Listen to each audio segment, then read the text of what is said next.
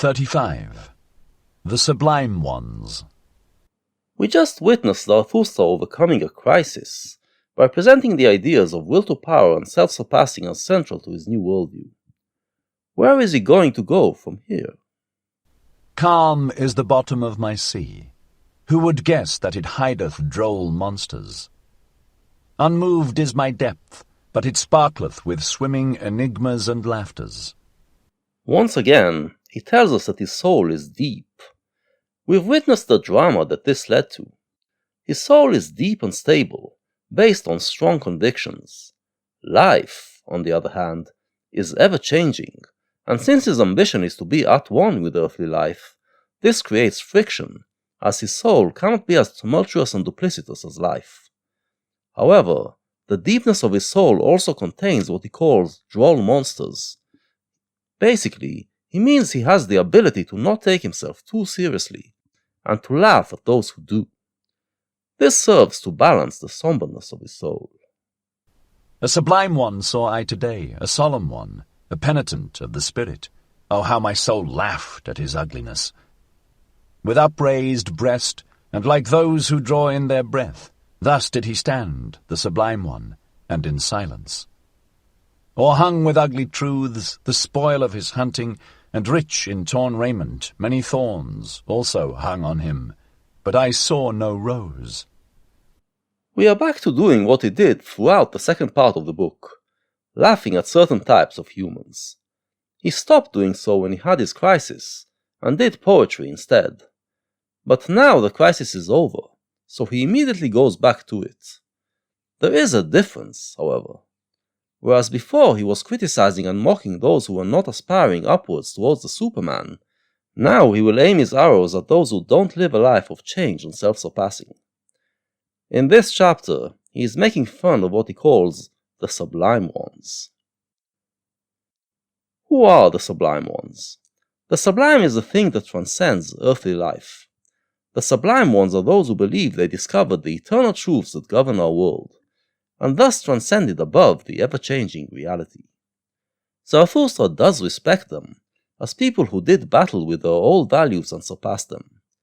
However, when he creates new values, he knows that they are only temporary constructs upon the stream of existence. This is why he doesn't take himself too seriously. When they create new values, they delude themselves that they discovered something eternal. Zarathustra tells us that he saw one of these sublime ones, taking himself very seriously indeed, and this made his inner droll monster want to laugh and ridicule. Not yet had he learned laughing and beauty. Gloomy did this hunter return from the forest of knowledge. From the fight with wild beasts returned he home, but even yet a wild beast gazeth out of his seriousness, an unconquered wild beast. As a tiger doth he ever stand on the point of springing, but I do not like those strained souls. Ungracious is my taste towards all those self-engrossed ones. The somberness of the Sublime One makes him ugly in the eyes of Zarathustra. Zarathustra's values come straight out of life, as he aestheticizes his inner impulses and gives them a beautiful form. They also come out of happiness and laughter, of enjoying earthly life. But the Sublime One detaches his values from life, and does not see truth as a laughing matter. His values don't make him happy, and have no beauty. Furthermore, since his values are detached from his impulses instead of being built upon them, he has no control over his impulses. He thinks that he transcended the inner beast, but the beast actually controls him, and finds ways to express itself even through his sublime values. It means that he still has to repress that part of himself, and it makes his soul strained. All of this adds to his ugliness. And ye tell me, friends, that there is to be no dispute about taste and tasting, but all life is a dispute about taste and tasting. Taste, that is weight at the same time, and scales and wear, and alas for every living thing that would live without dispute about weight and scales and wear. Beauty is in the eyes of the beholder, goes the saying. In other words, it is a matter of taste, and there's no point in arguing over it. Zarathustra, however, disagrees. For him, beauty is one of the ways to measure if a way of life is good or not. The fact that the Sublime One is so ugly in his seriousness, gloominess, and strictness means that he is doing something wrong. Should he become weary of his sublimeness, this Sublime One, then only will his beauty begin, and then only will I taste him and find him savoury. And only when he turneth away from himself will he o'erleap his own shadow, and verily into his sun. Far too long did he sit in the shade. The cheeks of the penitent of the spirit became pale. He almost starved on his expectations. Contempt is still in his eye, and loathing hideth in his mouth. To be sure he now resteth, but he hath not yet taken rest in the sunshine. The metaphor about sitting in his own shade means, I believe, that the Sublime One created an idealized image of himself, and he lives in the shadow of that image. But this means that he doesn't get any sunshine, and he withers. Without being driven by his natural impulses, the natural burning engine that we all have within us, his spirit decays. He needs to reconnect to that source, to be replenished by his inner sun. Only then will he become beautiful. As the ox ought he to do, and his happiness should smell of the earth, and not of contempt for the earth. As a white ox would I like to see him, which, snorting and lowing, walketh before the ploughshare, and his lowing should also lord all that is earthly. Yet another animal metaphor. The Sublime One is someone who fought hard to forge his values, and Zarathustra respects him for it. But he detached from the earth while doing so. He should rather be like the ox, and stay close to the earth while going through his struggles. Dark is still his countenance, the shadow of his hand danceth upon it, o'ershadowed is still the sense of his eye. His deed itself is still the shadow upon him, his doing obscureth the doer. Not yet hath he overcome his deed. We are still in the shadow metaphor. The Sublime One did not only create new values, but also perform great deeds based on these values. But he has yet to achieve the greatness of spirit that would match these deeds. We need to read further to understand what Zarathustra is saying here. To be sure I love in him the shoulders of the ox, but now do I want to see also the eye of the angel. Also his hero will hath he still to unlearn, an exalted one shall he be, and not only a sublime one. The ether itself should raise him, the will-less one. He hath subdued monsters, he hath solved enigmas, but he should also redeem his monsters and enigmas. Into heavenly children should he transform them. His great deeds were done by virtue of his strong will to power that imposed itself on reality. This makes him a hero to be admired. However, this is not the end of the process. His nature has to get to the point where his will is. He transcended his nature, did things that go against his impulses, and achieved greatness. Now, he must get himself to a point where he doesn't have to force his impulses to obey his values, but be naturally driven to act according to them. And this is not a matter of will, says Zarathustra. You should actually be will-less, and let the ether raise your nature to that point. Not every philosopher believes that this is possible.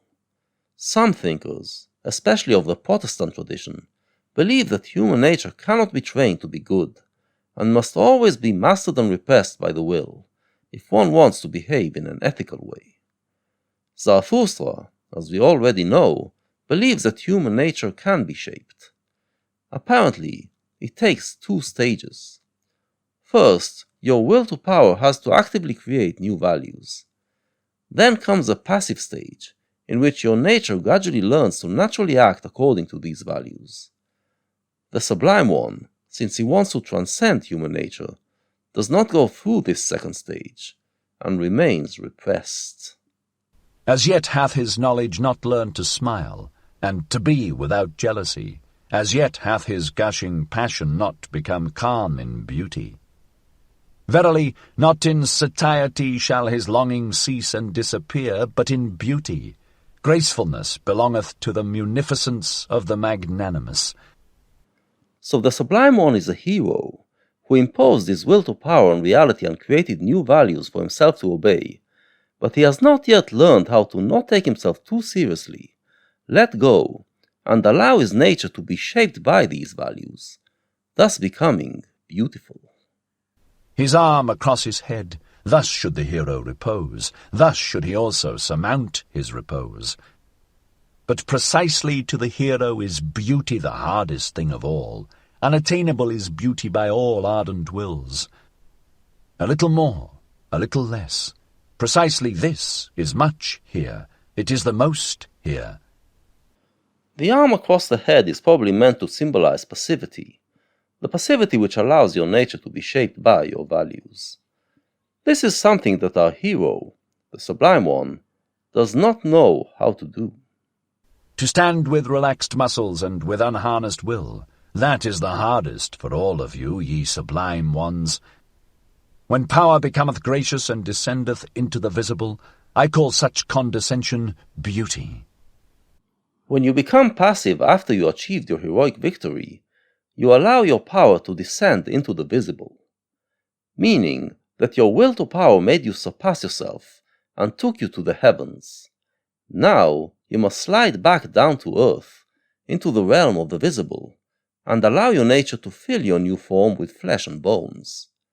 This, of course, the Sublime One cannot do, because he wants to remain in the heavens.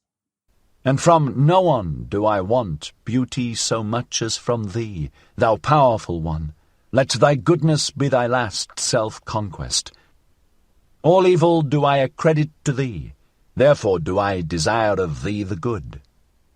Verily I have often laughed at the weaklings, who think themselves good because they have crippled paws. Again, Zarathustra commends the Sublime One. He is not like those weaklings of spirit that he usually mocks, who mistake their weakness for goodness. The Sublime One has power, which means that he has the potential to become a truly good and virtuous person. But for that, he needs to take the next step and become beautiful. The virtue of the pillar shalt thou strive after. More beautiful doth it ever become, and more graceful, but internally harder and more sustaining, the higher it riseth. Yea, thou Sublime one day shalt thou also be beautiful, and hold up the mirror to thine own beauty. Then will thy soul thrill with divine desires, and there will be adoration even in thy vanity. For this is the secret of the soul. When the hero hath abandoned it, then only approacheth it in dreams, the superhero. Thus spake Zarathustra. Yes, you heard that right. Nietzsche invented the word superhero, long before DC or Marvel. And considering this is also the book that gave us the word Superman, it is more than accidental. Zarathustra praised the Sublime One for being a hero of the spirit, but that is not enough. A hero is still only a man. He can be more than that. When the hero abandons his soul, that is, when he becomes passive and allows his impulses to be conditioned by his new values, thus allowing his soul to grow, he transcends the hero and becomes a superhero, someone who can take us beyond man.